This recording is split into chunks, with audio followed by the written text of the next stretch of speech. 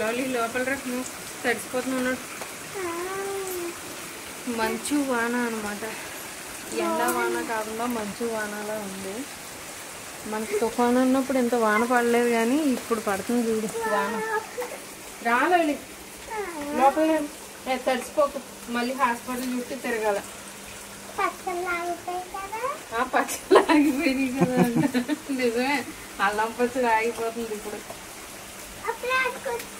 ఆడుకుందాం, పచ్చళ్ళు ఆగిపోతే ఆడుకుందాం అని చెప్తుంది. మరి మనకి బొబ్బొద్దా? వద్దు, నేను ఆడుకుంటా కూర్చోవాలా నీతోని? రోడ్డు మీదకి వెళ్ళాడు వెళ్తావా? అలాగే ఎందుకు వెళ్తే వెళ్తుంది. వద్దమ్మా, ఆ వాన ఎక్కువ ఉంది.